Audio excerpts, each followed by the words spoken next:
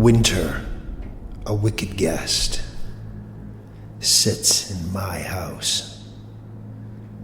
My hands are blue from his friendly handshake. I honor him, this wicked guest, but I gladly let him sit alone. Gladly I run away from him, and if one runs well, then one can actually escape him.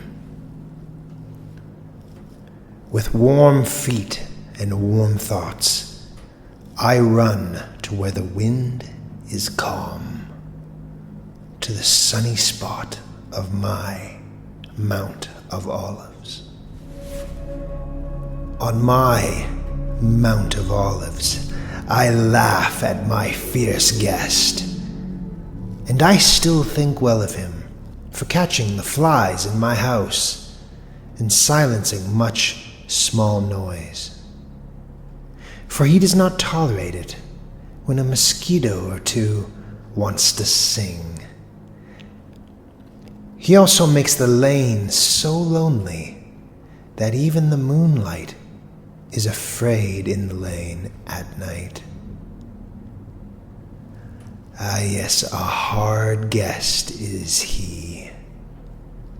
But I honor him, and I do not pray to the pot-bellied fire idol like the weaklings do.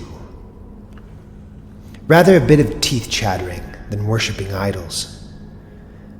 That is how my kind wants it. And I especially grudge all horny, steamy, musty fire idols. Whomever I love better in winter rather than in summer. Better and more heartily I now mock my enemies, since winter now sits at home with me.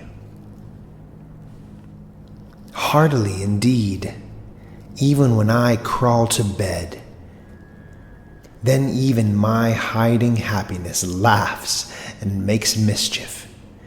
Even my lying dream laughs. Oh, I, a crawler? Never in my life have I crawled before the mighty. But if I ever lied, then I lied out of love.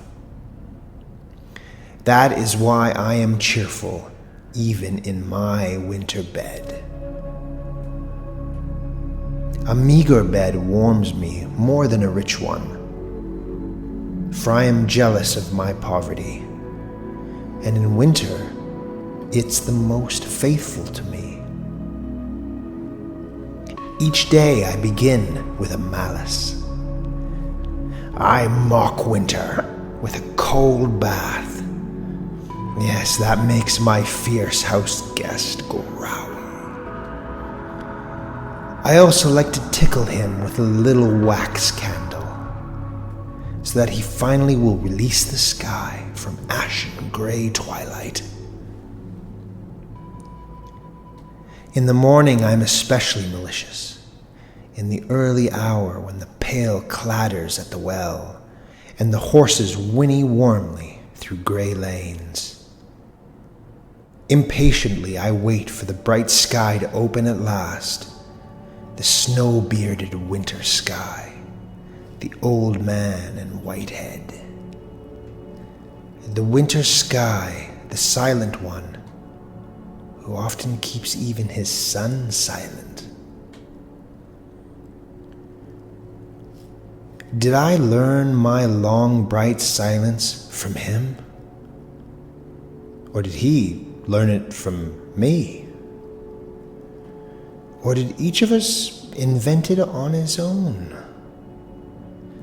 Ah, the origin of all good things is thousandfold. All good, mischievous things leap for joy into existence. So how are they supposed to do this only once?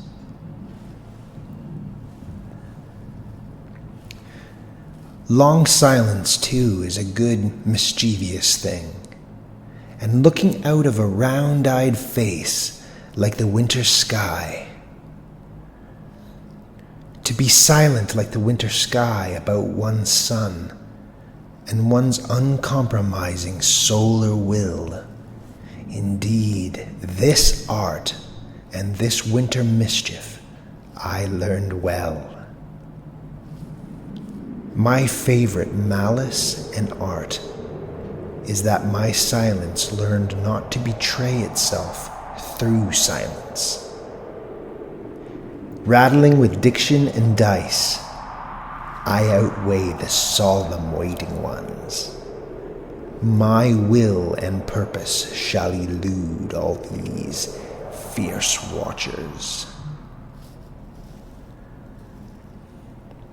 To prevent anyone from looking down into my ground and ultimate will, I invented my long, bright silence.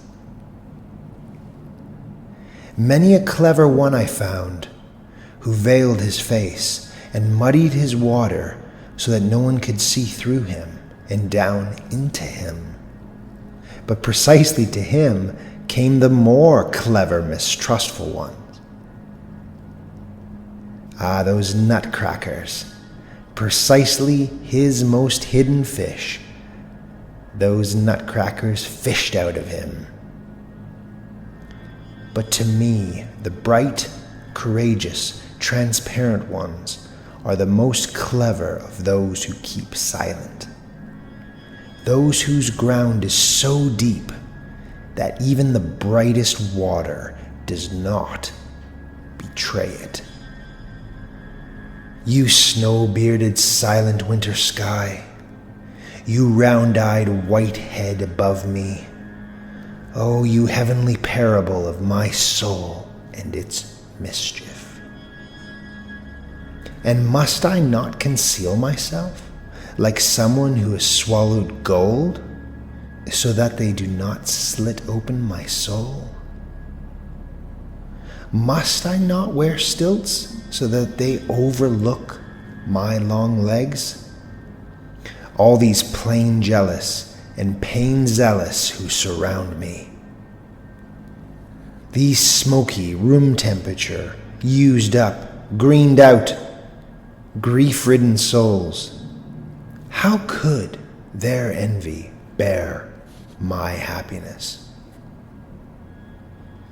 And so I show them only the ice and the winter on my peaks, and not that my mountain winds all the belts of the sun around itself.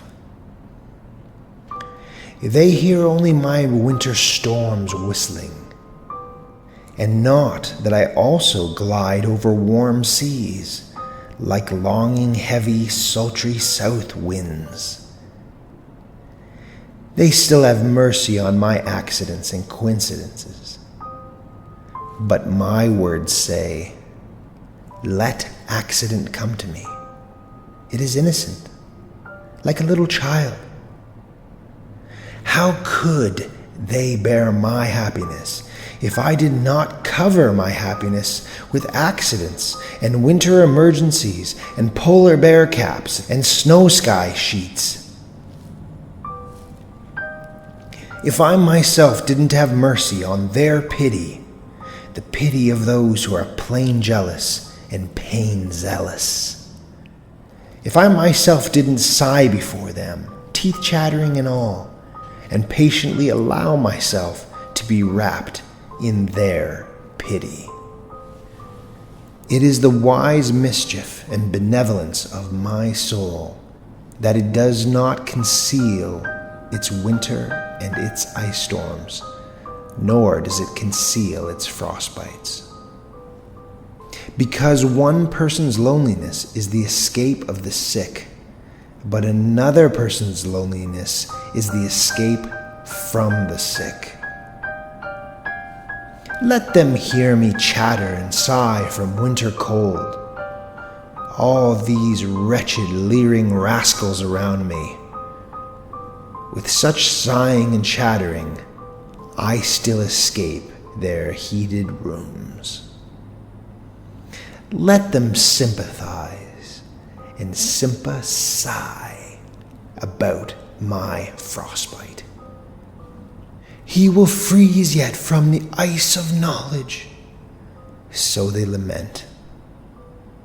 But meanwhile I run with warm feet, crisscrossing on my Mount of Olives.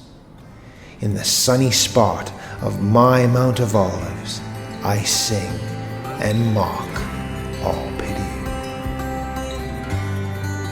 Thus sang Zarathustra.